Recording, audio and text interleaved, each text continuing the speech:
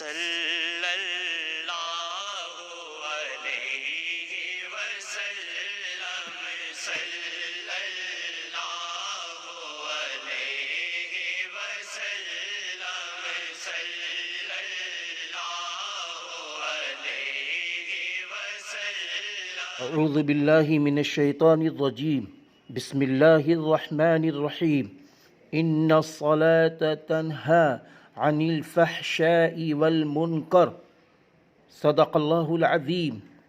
سورہ عنکبوت۔ بے شک نماز بے حیائی اور بری باتوں سے روکتی۔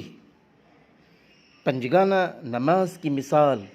حضرت ابو ہریرہ رضی اللہ عنہ سے روایت ہے کہ رسول اللہ صلی اللہ علیہ وسلم نے فرمایا، بھلا یہ تو بتاؤ، اگر کسی کے دروازے پر نہر ہو اور وہ روزانہ 5 مرتبہ اس میں غسل کرتا ہو تو کیا اس کے جسم پر میل کچیل باقی رہے گا؟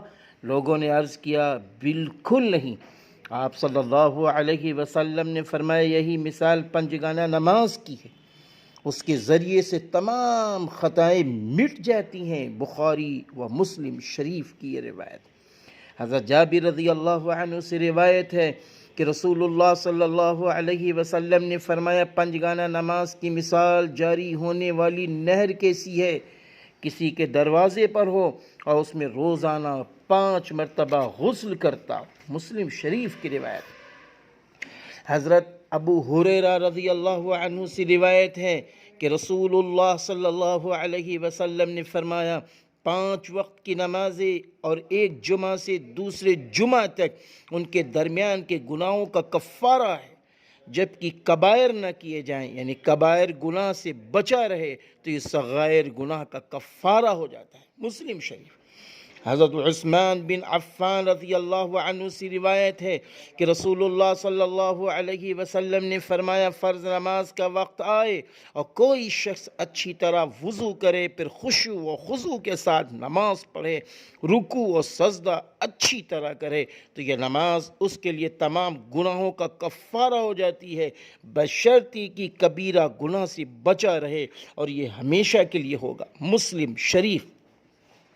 حضرت ابو موسیٰ اشعری رضی اللہ عنہ سے روایت ہے کہ رسول اللہ صلی اللہ علیہ وسلم نے فرمایا، جو شخص 2 ٹھنڈی نمازیں پڑھے گا وہ جنت میں داخل ہوگا، یعنی صبح اور عصر کی نماز، یعنی فجر کی اور عصر کی نماز۔ بخاری و مسلم۔ حضرت ابو زہیر عمارہ بن رویبہ رضی اللہ عنہما سے روایت ہے کہ رسول اللہ صلی اللہ علیہ وسلم نے فرمایا، جو شخص طلوع اور غروب آفتاب سے پہلے نماز پڑھ لے گا وہ ہرگز دوزخ میں نہ جائے گا، یعنی فجر اور عصر۔ مسلم شریف۔ حضرت جندب بن سفیان رضی اللہ عنہ سے روایت ہے کہ رسول اللہ صلی اللہ علیہ وسلم نے فرمایا، جو شخص صبح کی نماز پڑھتا ہے وہ اللہ تعالیٰ کے ذمے اور اس کی حفاظت میں ہو جاتا ہے۔ تو اے آدم کے بیٹے، دیکھ کہیں تجھ سے اللہ تعالیٰ اپنی ضمانت و حفاظت کے متعلق باز پرس نہ کرے۔ مسلم شریف۔ حضرت ابو ہریرہ رضی اللہ عنہ سے روایت ہے کہ رسول اللہ صلی اللہ علیہ وسلم نے فرمایا، کچھ فرشتے رات کو اور کچھ دن کو ایک دوسرے کے بعد اترتے ہیں اور فجر و عصر کی نماز میں جمع ہوتے ہیں، پھر جب رات کے فرشتے آسمان پر جاتے ہیں تو اللہ تعالیٰ ان سے ارشاد فرماتا ہے، تم نے میرے بندوں کو کس حال میں چھوڑا؟ حالانکہ وہ خوب واقف ہے۔ فرشتے عرض کرتے ہیں، جب ہم گئے تو ان کو نماز پڑھتے پایا، آئے تو وہ نماز ہی پڑھ رہے تھے۔ بخاری و مسلم۔ حضرت جریر بن عبداللہ رضی اللہ عنہ سے روایت ہے کہ ہم رسول اللہ صلی اللہ علیہ وسلم کے پاس بیٹھے ہوئے تھے، آپ نے 14ویں رات کے چاند کو دیکھ کر فرمایا، ان قریب تم اپنے پروردگار کو بلا تکلف اسی طرح دیکھو گے جیسے اس ماہ کامل کو دیکھ رہے ہو۔